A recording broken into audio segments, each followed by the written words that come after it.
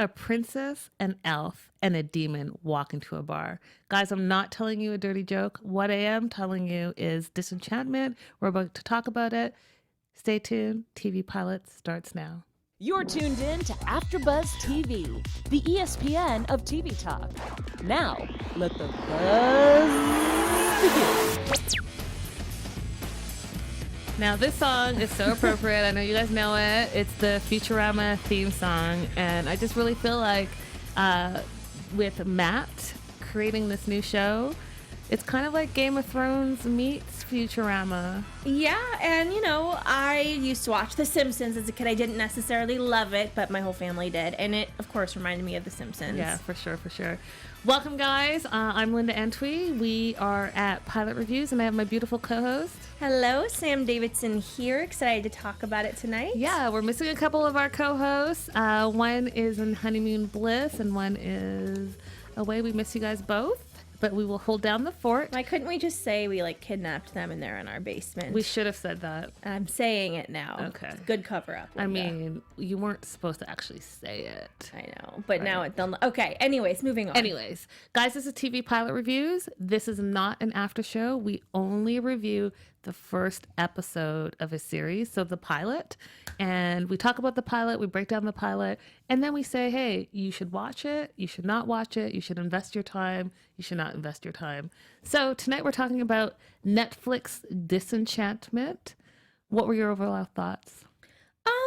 I liked it. I'm not super into Futurama or The Simpsons, even though I'm familiar with it. Mm-hmm. But I thought it was fun. I love Abby Jacobson, and I probably, won't continue to watch it. But I actually got to interview the cast last week. I'll tell you guys about it throughout the show. But after I talked to them, I kind of wanted to watch it more because, when you meet people and their personalities, you're like, oh, I want to watch them.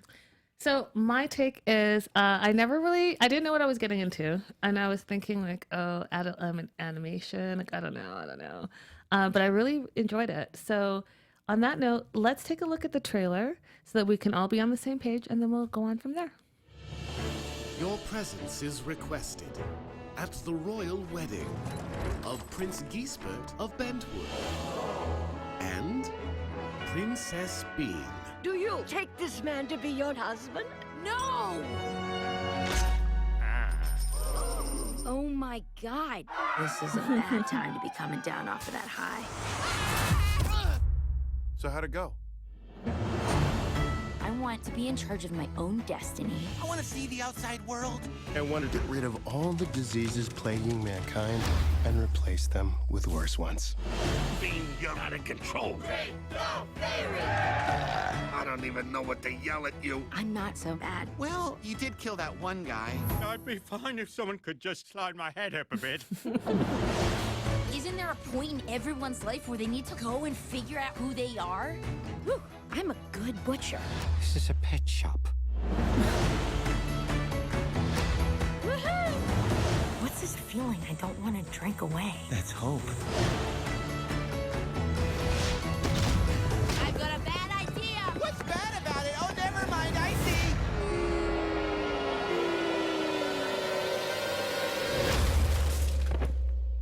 I'm so proud of you. I'm drowning! I'm Elfo. Remember, the trick to not getting swept over the waterfall is swimming upstream. Got it. You can do anything if you believe in yourself.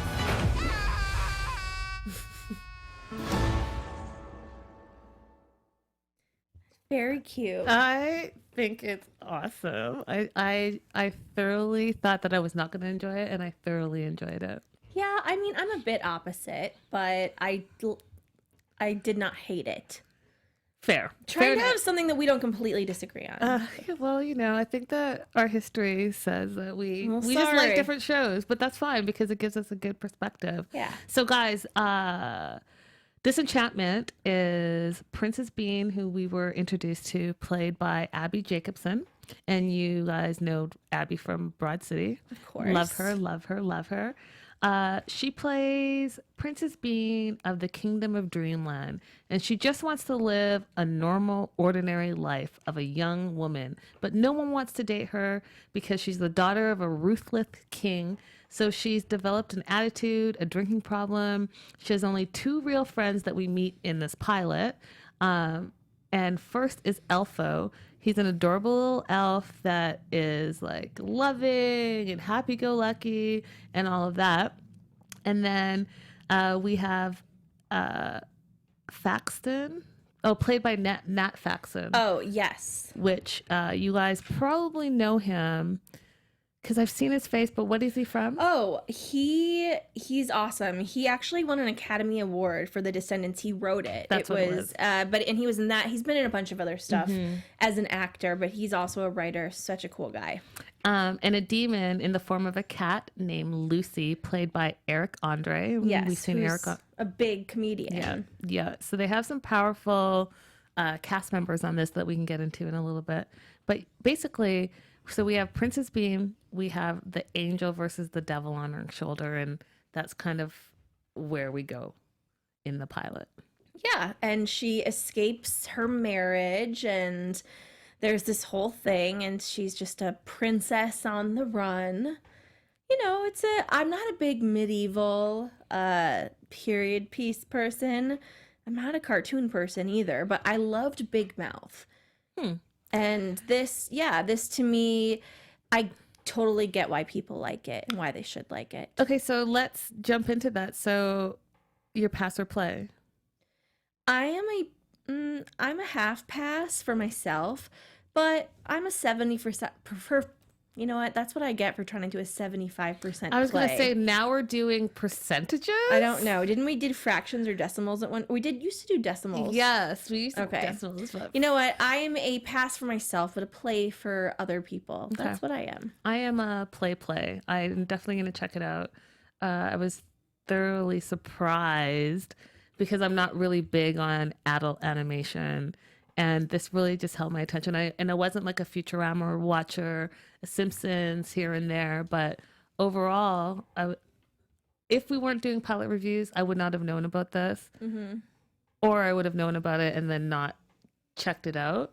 But checking out the pilot, I'm all in. And I think you guys should be too. Yeah, and it would be a fast watch, certainly. Oh, yeah, for sure. And just knock it out in one night, probably. I don't know, one night. I But would maybe probably it's, walk it. it's Well, possible. You It's know, for an animated show, it was kind of long. It was long.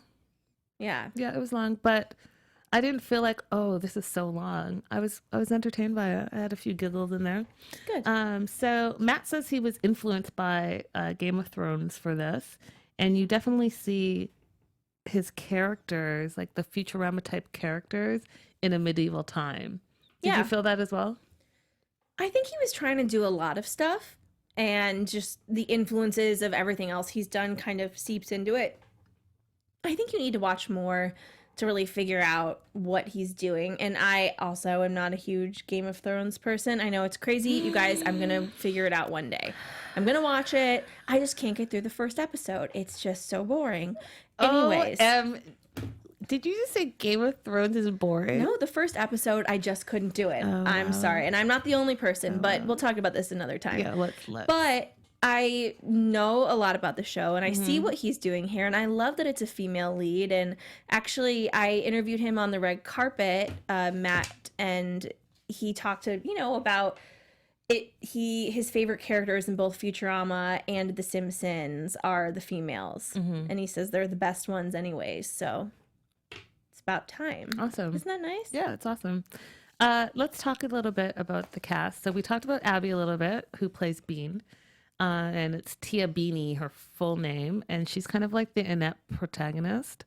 She doesn't want to get married, but she doesn't want to she wants to live a common life, even though she has a privileged life. And I think Abby is voicing it brilliantly. Oh, she's great. I mean, I think she had a huge creative hand in her character, just kind of creating things, because at the end of the day, all of these men that, in addition to Eric Andre and Nat Faxon, they're in their 60s and they've just been together for a million years. Like, all the different characters are played by 4 people, and so and there's not a lot of women that come in that circle, and I do think that they needed that, and Abby didn't write it at all, but I think that she definitely had her hand creatively because she's authentic. She knows how to speak a female's perspective, per Broad City, of course. And then, so we talked about Abby, you just talked about Eric and Nat, and then there's John DiMaggio, who plays King Zog, who is Abby's, or I should say Bean's father. And then Tress McNeil, who is the queen, who is her stepmother. Did you get a chance to see or talk to them on the red carpet as well? I did. The King Zog, what was his name again? John DiMaggio. Yes. So I confused him and like another one of the famous Futurama Simpson ones that is one of the main characters, and I introduced myself and he was like, no, I'm that one. I'm thinking, oh my God, these men actually are so rich and famous more than most people because of The Simpsons and Futurama, and they only know their voices, and it's so crazy. Oh, I see what you're saying. And they're not used to kind of being seen in public, and they were so excited. And I'm thinking to myself, you guys have thousands of hours of episode like on television. And how crazy is that you don't know their faces? But they were both really nice, really fun. And the woman that plays her stepmother, Tress? Yes, Tress. She had a lot of fun on it, just bringing a female perspective. She didn't want to talk to the press a lot. Not really sure why. I mean, it was fun. So from my research, what I'm finding out is that, like you're saying, these voiceover actors are like power voiceover actors. Like, they've been in the industry, they know the game, they know how everything works. And so bringing them on with Matt and the history, like you said, is part of the reason why people are saying that this show is going to be so successful. They feel like this first season is going to be very similar to a Simpsons first season or a Futurama's first season.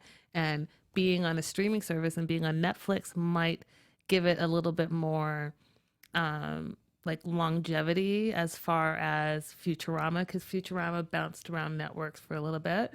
And here, you have Netflix, which is also considered a powerhouse in adult animation. They have BoJack Horseman and Big Mouth under their belt, which are supposedly doing really, really well for them. So I love Big Mouth so much. So bringing on Disenchantment is just another great thing for them to do, really. Yeah, and I mean, I don't know if now or like later I can read some of the quotes I got from the carpet because they're super interesting.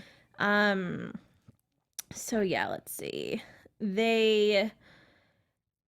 Okay, so this one was, should I do it now or should I do it later? You have it in front of you. Let's do it. Great.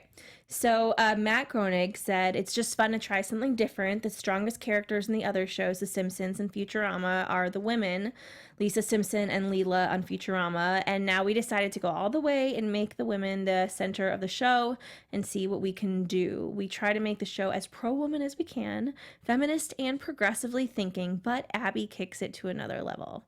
Gotta shout out to Abby Jacobson. I think she probably did such a good job at doing that.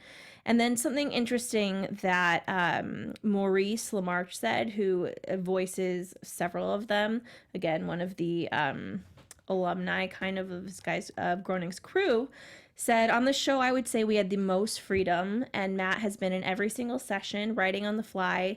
I mean, this truly is something where Matt jumped in with both feet. It has been such an amazing project to work on. We certainly hope there's more to come. So everyone's so excited about it, and it just seems like a big reunion for these people. And also that Abby wasn't there, sadly, but Nat Faxon and Eric Andre have idolized all those people for most of their lives. So it was just really fun. Everyone was really excited to be together. That's nice. Yeah. I hope it does well just because they're all really cool and I like it enough. I mean, like I said, I wouldn't choose, but I'll watch it if I have to. I find it interesting. That first quote, can you read that first quote again? Because I just looked this up and I'm curious. I want to make sure I'm right. What are you writing about? The first quote, I think about like feminist something. Oh, women. yeah.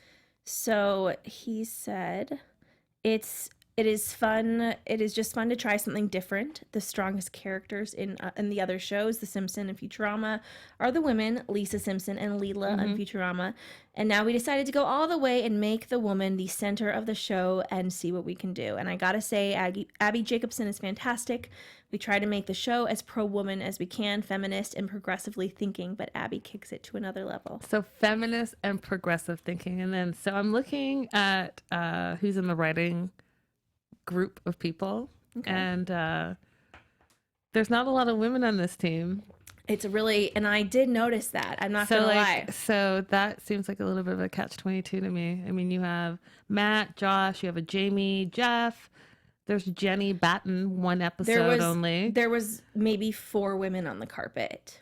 I'm not kidding. Right. So that's just an interesting quote. It stood out to me. That's why I needed you to read it back to me, because I'm looking at the cast and crew. And no, I agree. I wish Abby was there to kind of hold it up, because I think that they wouldn't have been able to do this without her.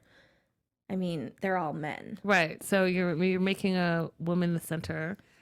It is interesting, but I wish I could have talked to Abby. It just gives me a different perspective, right? It gives me a different perspective because, yeah, you have Abby there, and she's a genius and she's hilarious, and again, I'm going to watch the show just because I think it's funny, but you're also getting a male's perspective of what a funny female lead is going to sound and look and be like. It is true, and I definitely thought about it and these were very nice seeming older men, but it did make me think for a moment.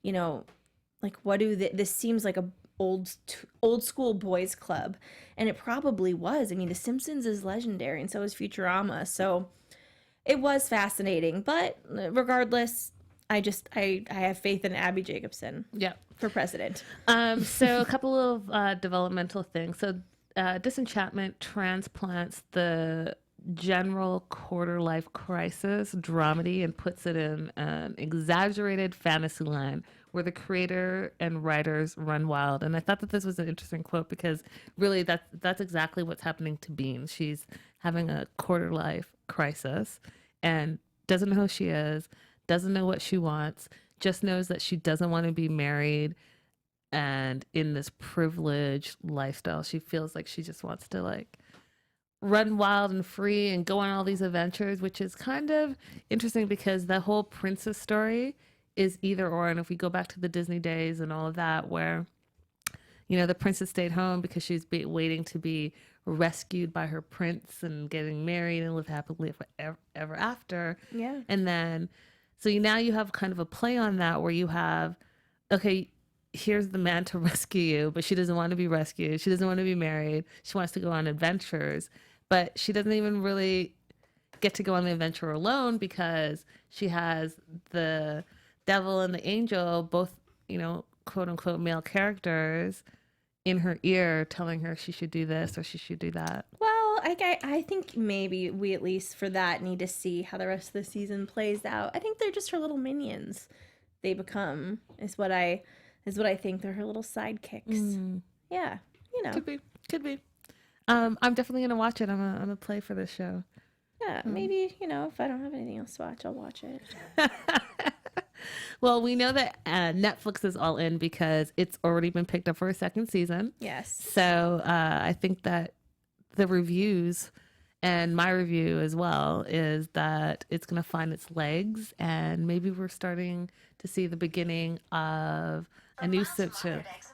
Sorry, guys. I was just trying to get into the live chat. But that's good. For mild to moderate eczema, FYI, that's the ad that's playing right now. I knew that you guys were going to have a bunch of people in here, so I am here now. I'm going to look through your stuff. Sorry, guys. Oh, in the live chat? Yes. For sure. Let's read some of the comments on the live chat. Okay, let's see. We have Star Drew said, okay, lots of comedy and laughs, looks like, from Futurama. Renji, with all the numbers, you know who you are. I feel like Elfo's design is based off of Bart's Gremlins from the Simpsons / Futurama crossover episode. And Star Drew agreed. And let's see, we have Star Drew also said a princess without a future or a past. but right now she wants to think or go out on an adventure. It's true. That's basically what we've been saying. Is she wants to experience life a little altered, a little alcohol in there, and have some great adventures. Girl, you know what? Have fun. I wish all princesses could have been like that. Said, God, can I just have a margarita and not have to deal with this BS? Well, and I mean, I think that's the age, right? You're a 20-something and you're finding yourself, so that's appropriate, right? You're gonna have a few drinks, you're gonna go on a few adventures. I wish Jeff was here, and I wish Dee was here too, because wouldn't you be so interested to hear their take on this? Yeah, I think that Dee would love it. I don't know about Jeff. I think it'd be reversed. Interesting. We'll have to find out. We'll have to ask them. We'll have to ask them after we release them from lockup. I told you not to tell anybody. No, you told. So now I'm just, the cat's out of the bag. Well, I didn't. Okay, we'll talk about it later. So if you like The Simpsons, Futurama, like we keep talking about, then you're really going to love this show. And I think that we've really covered it. It's not a long show. No, not at all. And okay, one other thing I remember, Nat Faxon, the guy that's won an Oscar, super cool dude. He told me this whole story about how he was nervous. Like, he just talked about being so excited he was going to pee his pants when he got the role. And just talked about, like, crying in his bed after he gets rejected from an audition. He's just a really funny, nice, awesome guy. It's one of my favorite people I've ever interviewed on the red carpet. That's very cool. So just, like, look at his work. I'm obsessed with him after meeting him on the carpet. I mean, unfortunately, he's married, kids, whatever. But he was so charming and just gracious. And I think that you guys should, if you don't know him, look him up. Yeah, I'll definitely have to do a little bit of research. What did you think about the writing and, like, the pacing of this episode? I did think it needed another female touch for sure. On the writing, both writing and pacing? No, just with the writing. There's certain things that you could tell were supposed to be like lady jokes, but a lady didn't write it, so it doesn't hit as hard. Yeah, I mean, I thought that overall the writing was really funny. I think that they're really clever with their wordplay, and it's a smart show. I do wish that there were some more female writers, because that would have probably balanced it out a little bit, because it was a little like frat boy humor, which I still think is Eric funny. Andre. Yeah, He's a little frat. I mean, he's not a writer, but it's that kind of vibe. Yeah. I think he brings. But the pace, I liked the pace of the pilot. I thought that for me, it hooked me right away, and I again was coming from like, oh, I don't really watch adult animation, and I'm not really into this whole thing, but it kind of drew me in. And as I was chuckling along and listening to the writing, I was like, oh, this is really, really clever. Yeah. Let's see. Oh, Stardew just said, lock up in this disenchanted castle sounds right for Jeff and the Redskins fan guy. I forgot his name. D'Angelo. This show sounds good for them. Yeah, like the lockup. I'm assuming later there's a prison. Oh. So I guess that's where Jeff and Dee are. Oh, yeah, for sure. Yes. In our lockup. Exactly. In this mystical, fictional area. Yeah, fictional. Right. Yeah, I think that basically sums it up. Really does, I think. And let us know what you guys think, because this guy has fans, Matt Groening. I mean, it was crazy. There were people lined up on the street just to meet him and had signs and things. Yeah, I mean, look what he's created. I right? know. It was at a small little theater right by you in Los Feliz, and like, hey, he had it was lined up, and I was thinking to myself, oh, I hope I don't have to wait in this line. But it was just the people waiting for him. I just remember thinking, like, The Simpsons is something that I think we've all grown up on, and it's something that still airs, and people really enjoy that show, and it has a real cult following. And from my understanding, Futurama is the same thing. So it makes sense that he would have that big of a following, because he's influenced so many people. And I think that animation has a specific audience, and that audience, is true and true. We messed up. We totally should have had a Simpsons or Futurama like nerd on here tonight. Damn. I'm sorry, guys. We messed up on that one. We shoulda, yeah, because would've been we good. both didn't watch the other shows. Well, yeah, of course, let us know what you guys think in the comments, and if you're a fan of his stuff then, and if you like this just as much. Yeah, and then if you think that we should do an after show, let us know in the comments as well. What else can they find on AfterBuzz TV? Oh my goodness. They can find so much. So our network produces after shows for nearly all of your favorite TV shows, from dramas, reality TV, sci-fi, and more. There is no network that works harder to serve television fans. But we need your help. We're asking that you please subscribe to one or more of our YouTube channels. By subscribing to our channel, YouTube will suggest content that's tailor-made for you, and you'll help AfterBuzz continue to grow. And if you're worried about those pesky notifications, don't be, because they are completely optional. So hit that subscribe button now for this channel and check out our AfterBuzz YouTube channels as well. Let us know you did so in the comments, and we'll give you a thank you on air. For now, thanks for being the best fans and for helping us be the ESPN of TV talk. Yes. Guys, that's all I have. If you guys want to continue this conversation, if you want to teach me a little bit more about Matt and his great creations, I am Linda is So Girly all across social media. You can hit me up there. You can hit me up in the comments. I'd love to hear from you. And you guys can find me, Sam Davidson, at SamD43 on Twitter and Instagram, and SamDavidsonEntertainment.com. And I will post the article that I wrote on the show on my Twitter, so check it out. Awesome. Till next time, guys. Bye. From executive producers Maria Menounos, Keven Undergaro, Phil Svitek, and the entire AfterBuzz TV staff, we would like to thank you for listening to the AfterBuzz TV network. To watch or listen to other after shows and post comments or questions, be sure to visit AfterBuzzTV.com. I'm Sir Richard Wentworth, and this has been a presentation of AfterBuzz TV. Buzz you later. The views expressed herein are those of the hosts only and do not necessarily reflect the views of AfterBuzz TV or its owners or principals.